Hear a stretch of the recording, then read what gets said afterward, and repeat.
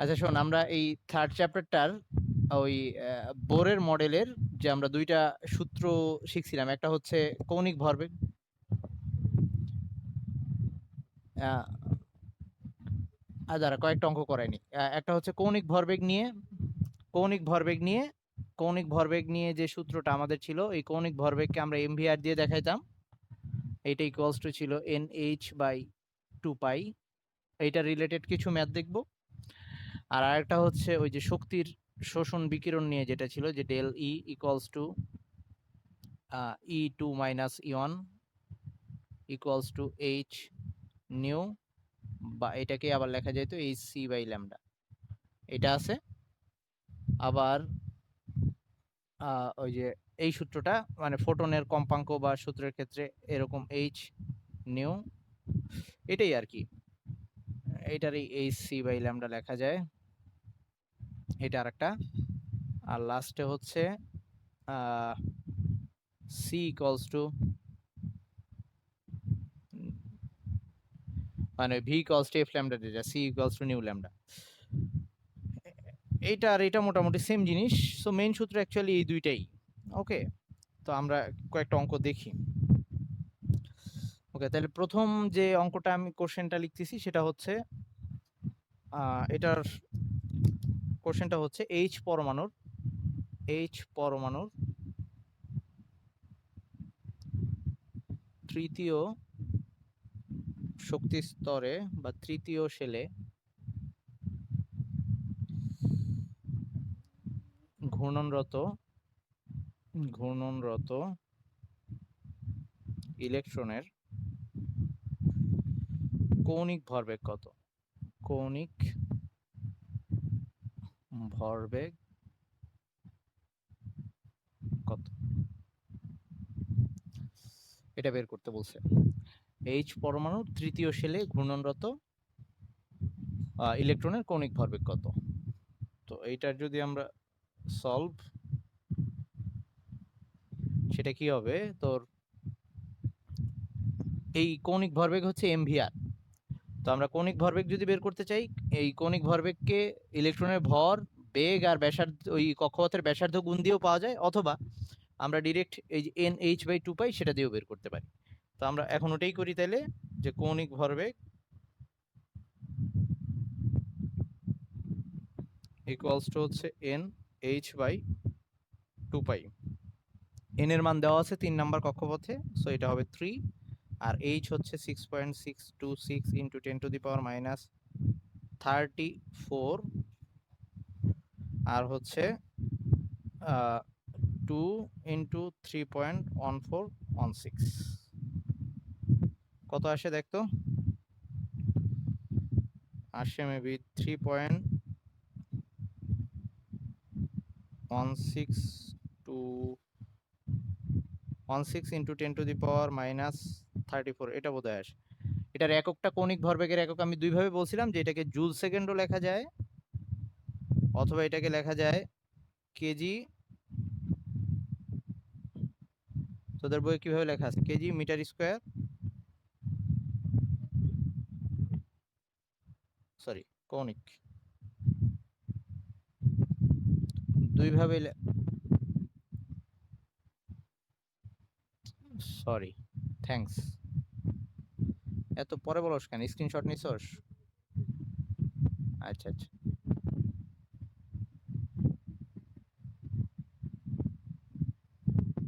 দেখ তো একটু ইয়াটা ঠিক আছে কিনা, ক্যালকুলেশনটা ঠিক আছে কিনা। যারা লিখবো লিখবো আর কি, একটু ক্যালকুলেশনটা আগে চেক করতো ঠিক আছে কিনা। ঠিক আছে, আচ্ছা।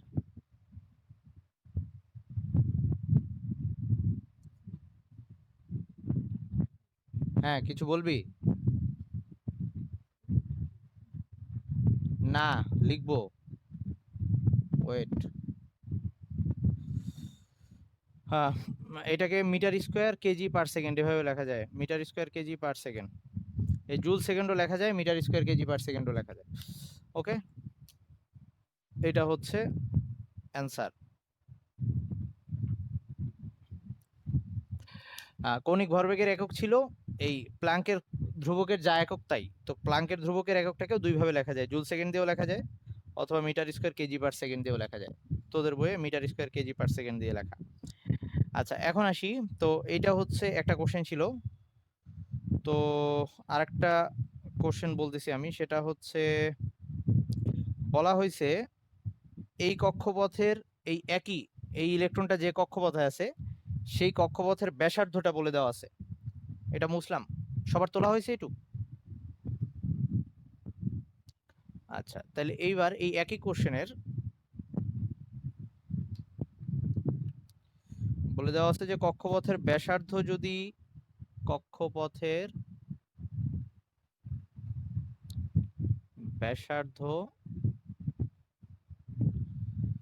3.6 ইন্টু 10⁻⁻8 সেন্টিমিটার হলে ইলেকট্রনটির বেগ কত?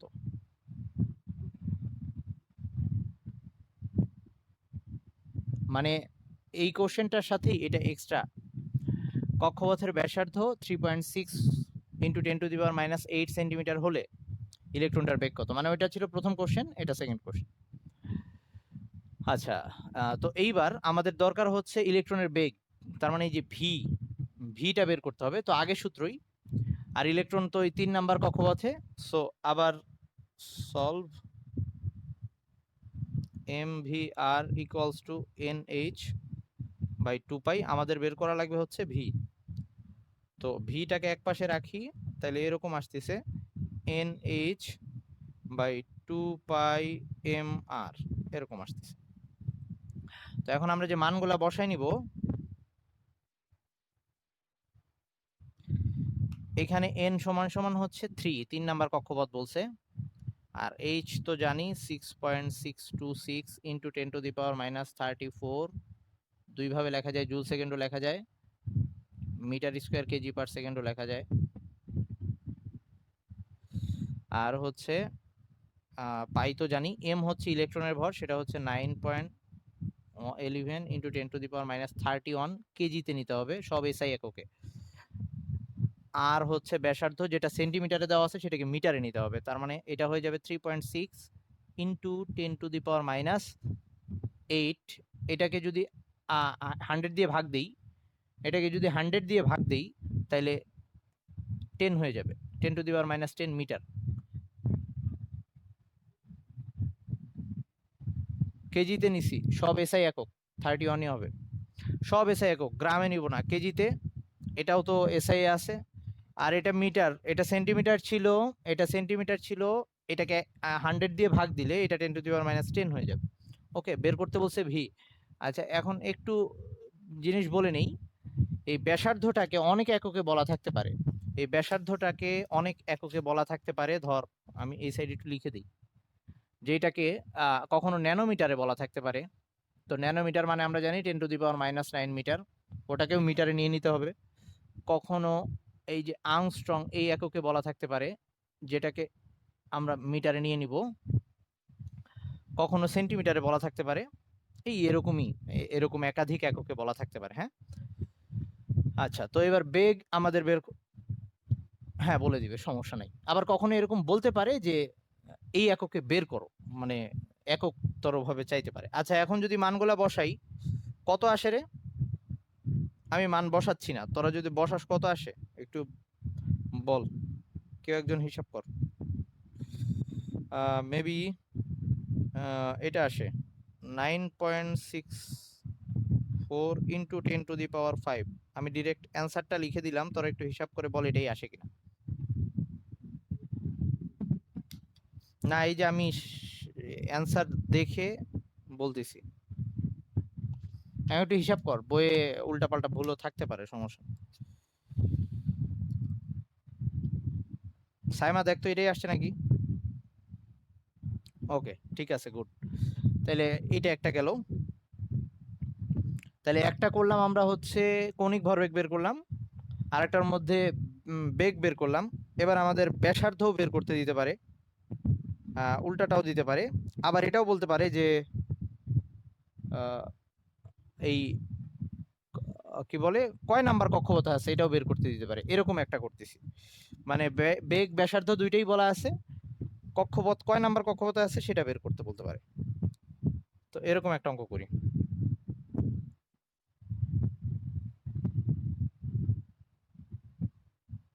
আমি মুছবো, সবার হয়েছে রে?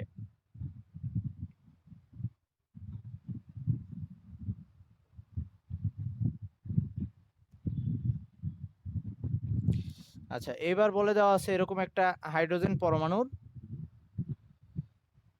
একটা কক্ষপথের ব্যাসার্ধ, একটি কক্ষপথ, কোন কক্ষপথ বলে দেওয়া হয় না, হ্যাঁ, একটি কক্ষপথের ব্যাসার্ধ,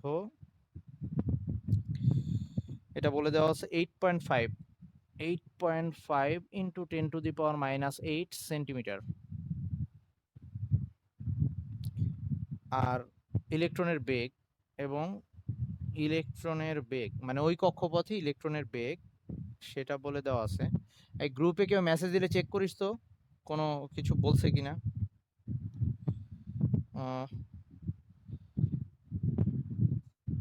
না ওই যে মেবি রাতুল তোদের গ্রুপে মনে হয় কেউ একজন মেসেজ দিছে, একটু চেক করিস নাকি ওই ইয়াদের গ্রুপ। আচ্ছা ঠিক আছে, ওকে, সমস্যা নেই। আচ্ছা, আর ইলেকট্রনের বেগটা বলে দেওয়া আছে 5.44 ইন্টু 10⁻7 10⁻7, এটা দেওয়া আছে সেন্টিমিটার পার সেকেন্ডে। আমাদের এই এককগুলো কিন্তু চেঞ্জ করে নিতে হবে, এসআই এককে নিয়ে নিতে হবে। তো আস্ক করা হয়েছে ইলেকট্রনটি কোন কক্ষপথে ঘূর্ণনশীল, মানে এন এন কত বের করতে বলছে, কোন কক্ষপথে ঘূর্ণনশীল। তাহলে এবার আমরা এন জানি না, এইচ তো আগের মতোই থাকবে, এম তো সেম থাকবে। আমাদের এই ব্যাসার্ধটাকে আমরা মিটারে নিয়ে যাব। 8.5 ইন্টু 10⁻⁻8, ওটাকে 100 দিয়ে ভাগ দিলে 8.5 ইন্টু 10⁻10 মিটার হবে। আর বেগও বলে দেওয়া আছে, বেগটাকে আমরা মিটার পার সেকেন্ডে নিব, তার মানে এটাকেও 100 দিয়ে ভাগ দিব, সেন্টিমিটারে আছে তো মিটারে নিয়ে যাব, তার মানে আসতেছে 5.44 ইন্টু 100 দিয়ে ভাগ দিলে 10⁵ হয়ে যাবে, 5 মিটার পার সেকেন্ড। কেউ না বুঝতে পারলে বলিস। সবগুলো এসে এককে নিলাম। এবার এন বের করব আগের সূত্রই,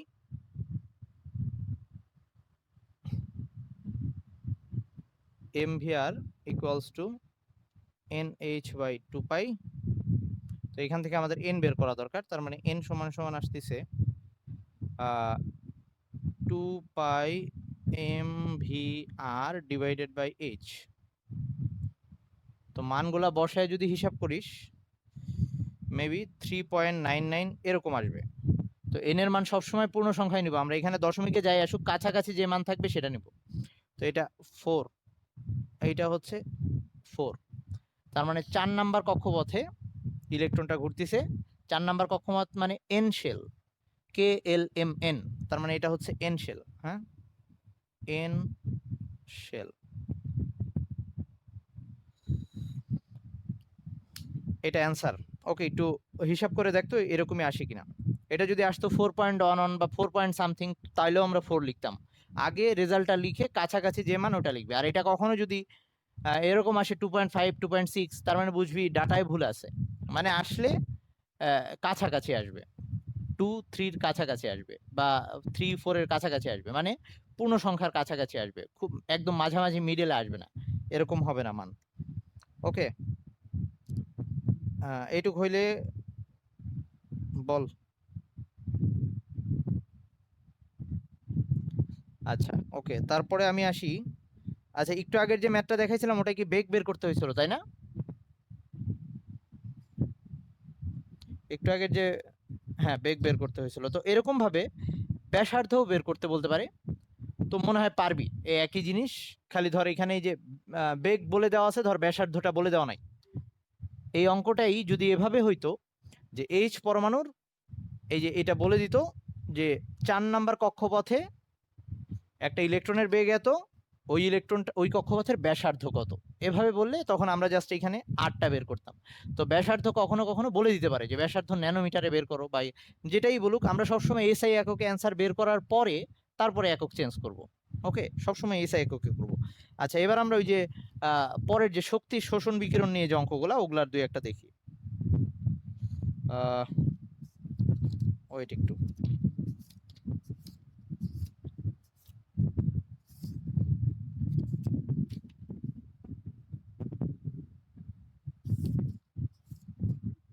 আরে দাঁড়া, কি ছুটি ছুটি শুরু করছে।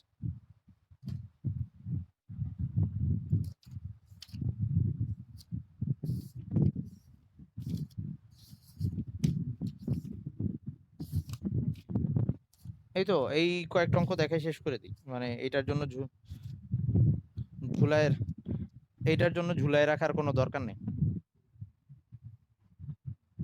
আচ্ছা, এবার আমরা ওই শক্তি শোষণ বিকিরণ নিয়ে একটা অঙ্ক দেখে তারপরে শেষ করতেছি।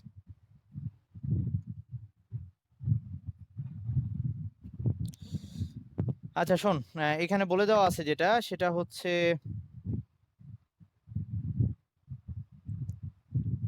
কোশ্চেনটা হচ্ছে কোনগুলা কি বলছে,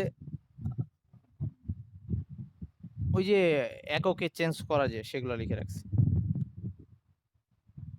কোন পরমাণুর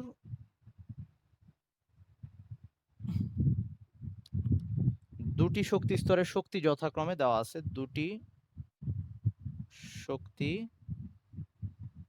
স্তরের শক্তি যথাক্রমে।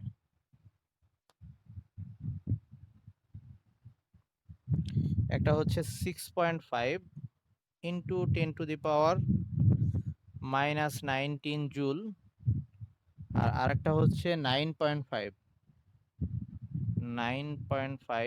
Into 10⁻⁻19 joule.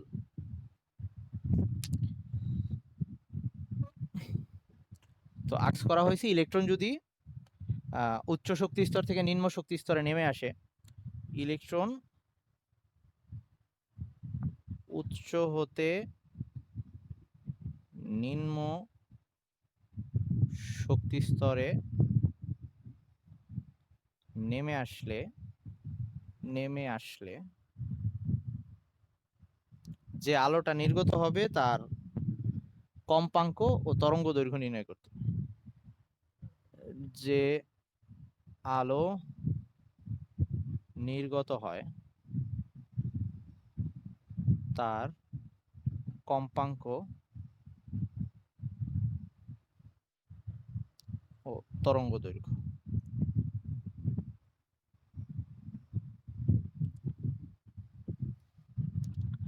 হুম,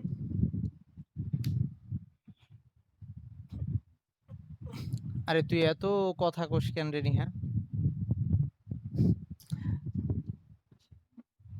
আচ্ছা দেখ, আমাদের সূত্রটা এরকম ছিল, ওই যে delta E equals to E2 minus E1 equals two Hc মানে H নিউ, অথবা এটাকে আবার লেখা যায় তো Hc বাই ল্যামডা। তো আমাদের এখন দরকার হচ্ছে, আমাদের দুইটা শক্তি স্তরের শক্তি দেওয়া আছে, আমরা সবসময় বড়টা থেকে ছোটটা বাদ দিব, বড়টা থেকে ছোটটা বাদ দিব। আচ্ছা, আর চাইছে হচ্ছে কম্পাঙ্ক, মানে এই যে নিউ চাইছে, আরেকবার ল্যামডা চাইছে। তো আমরা ফার্স্টে এইটা নেই, এইটার সাথে এইটা নেই, কারণ এই যে দুইটা শক্তি স্তরের শক্তির পার্থক্য দেওয়া আছে, মানে শক্তির মান দেওয়া আছে, আর সাথে এইটা। ওকে, তাইলে প্রথমে যখন আমরা এই কম্পাঙ্ক নির্ণয় করতে যাচ্ছি তখন ওইটা নিচ্ছি E2 minus E1 equals to হচ্ছে H নিউ, বের করবো H নিউ। তো এখানে E2 বড়টা থেকে ছোটটা বাদ দিচ্ছি, 9.5 ইন্টু 10⁻⁻19 মাইনাস 6.5 ইন্টু 10⁻⁻19, আর H হচ্ছে 6.626 ইন্টু 10⁻⁻34, আর নিউ বের করা লাগবে। ওকে, নিউ বের করা লাগবে। কম্পাঙ্কের একক ছিল হার্টজ। ওকে, আমাদের এখানে নিউটা কত সেটা বের করা লাগবে, কম্পাঙ্ক কত সেটা বের করা লাগবে। তাইলে এই কম্পাঙ্ক নিউ সমান সমান আসতেছে হচ্ছে দেখতো এটাই আসে কিনা 0.4527 ইন্টু 10⁻15,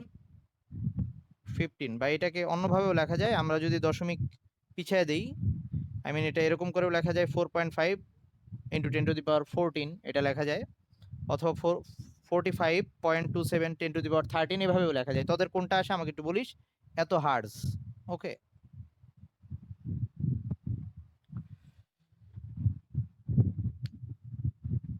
আচ্ছা সরি, এখানে 19, এটা কিন্তু 19।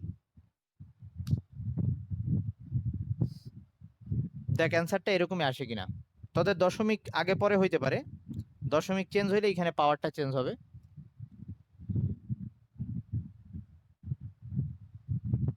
এই সাদি করছিস নাকি তোর ক্যালকুলেটর ঠিকঠাক রিডিং দিচ্ছে না? এটাই আসছে সাইমা, এটাই আসছে। আচ্ছা ঠিক আছে, তাহলে এটা গেল প্রথম পোরশন, যে কম্পাঙ্ক কত। সেকেন্ড পোরশন হচ্ছে তরঙ্গ দৈর্ঘ্য কত। তো আমরা এটাকে যদি বড় করে করতে চাই এভাবে করতে পারতাম, যে আবার এইটার সাথে এটাকে নিতাম, কিন্তু সেটার দরকার নাই। এটার সাথে আবার এটাকে নিয়ে ল্যামডা বের করা যেত, ওই ঝামেলায় যাওয়ার দরকার নাই। আমরা ওই যে আরেকটা যে জানি, যে এই যে আলোর ক্ষেত্রে c equals to nu lambda, মানে হচ্ছে v equals to F lambda. C হচ্ছে আলোর বেগ, কম্পাঙ্ক তরঙ্গ দৈর্ঘ্য। তাহলে আমি আলোর কম্পাঙ্ক জানি, আর আলোর বেগ তো আমাদের মুখস্থ 3 ইন্টু 10⁻8, ওটা থেকে ল্যামডা বের করে ফেলবো। তো আবার পরের পোরশনটা ওই সূত্র দিয়ে করব।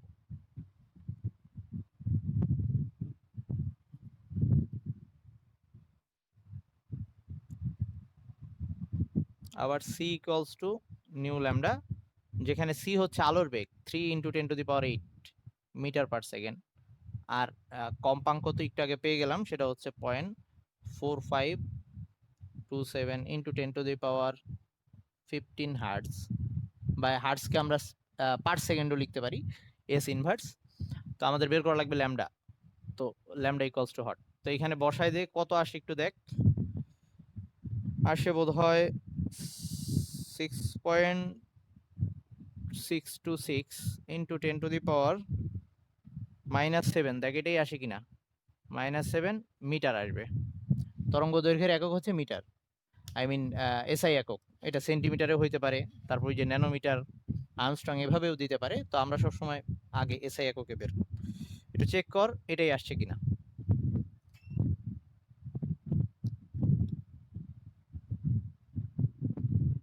ওকে ঠিক আছে, তাহলে এই আমাদের মোটামুটি এগুলো অঙ্কই ঘুরে ফিরে এই যে আমি যে কয়টা করাইলাম এইগুলাকেই নানাভাবে বলতে পারে, আবার উল্টাভাবে বলতে পারে। ধর এই অঙ্কটাকে এইভাবে বলতে পারতো যে কোনো একটা কক্ষপথে ইলেকট্রন এক শক্তি স্তর থেকে আরেক শক্তি স্তরে নেমে আসার কারণে যে আলো নির্গত হয়েছে তার কম্পাঙ্ক বলে দিত, যে আলো নির্গত হয়েছে তার কম্পাঙ্ক বলে দিত, মানে এটা বলে দিত। এখন তোকে জিজ্ঞেস করতো ওই শক্তি স্তর দ্বয়ে শক্তির পার্থক্য কত, মানে ডেল্টা ই বের করতে বলতো, এরকম করে বলতে পারতো। বা এই যে ল্যামডা বলে দিত, তোকে বের করতে বলতো ডেল্টা ই, এভাবে বলতে পারে যে শক্তির পার্থক্য কত, মেথড একই। আচ্ছা, তো হয়েছে, পারবি তোরা তাই তো? তাহলে আমি শেষ করব ক্লাস, পারবি না এগুলা? ওকে, তো এই চ্যাপ্টার থেকে অঙ্ক আসলে এগুলাই আসবে, এর চেয়ে বেশি কঠিন কিছু হবে না। কিন্তু এককগুলা খেয়াল রাখবি সবসময় অঙ্ক করার ক্ষেত্রে, যেভাবে একক দেওয়া থাকুক আমরা এসআই এককে নিয়ে অঙ্ক করব। লাস্টে অ্যান্সার এসআই এককে আসবে, আসার পরে তারপরে যদি কোশ্চেনে বলে যে ন্যানোমিটারে বলতে, অথবা এই আর্মস্ট্রং এ করতে, তারপরে আমরা লাস্টের লাইনে গিয়ে একক চেঞ্জ করব। কিন্তু সবসময় অঙ্ক করার আগে এসআই এককে সবকিছু লিখে নেব। আচ্ছা ঠিক আছে, তাইলে এই আরেকটা ব্যাপার, ওই যে শক্তি যেটা এই যে জুলে আমরা দিছি, যে শক্তিটা আমরা ওই যে শক্তির একক আরেকটা একক পড়ছিলাম, যেটা পড়ছিলাম আমরা ওই যে নিউক্লিয়ার বিক্রিয়া ফিউশন টিউশন পড়ার সময়, তখন বলছিলাম ওটা একটু মনে রাখিস, যে কখন এই শক্তিগুলোকে ইলেকট্রন ভোল্টেও দিয়ে রাখতে পারে, জুলে না দিয়ে ইলেকট্রন ভোল্টে দিয়ে রাখতে পারে। ইলেকট্রন ভোল্ট আর জুলের মধ্যে সম্পর্কটা এরকম ছিল, এই যে ইলেকট্রনের চার্জের সমান মান 10⁻⁻, 1.6 ইন্টু 10⁻⁻19 জুল। ওকে, ইলেকট্রন ভোল্ট আর জুলের সম্পর্কটা এরকম। যদি কখনো ইলেকট্রন ভোল্টে দেওয়া থাকে শক্তিগুলা, সেটাকে আগে এটা দিয়ে গুণ দিয়ে জুলে নিয়ে যাবি। আবার কখনো যদি এরকম বলে যে শক্তিটাকে ইলেকট্রন ভোল্ট এককে নির্ণয় করতে, আগে আমার অ্যান্সারটা জুলে আসবে, আসার পরে আমরা ওই সেটাকে এটা দিয়ে ভাগ দিয়ে ইলেকট্রন ভোল্ট এককে নিয়ে যাব। এরকম একক কনভার্সন করতে হইতে পারে, কিন্তু মেথড একই, সূত্রও একই। ওকে, তাহলে আমি ক্লাস স্টপ করতেছি। তারপরেও কারো কোনো প্রবলেম থাকলে পরের ক্লাসে আবার বলিস, আবার দেখাবো। আল্লাহ হাফেজ।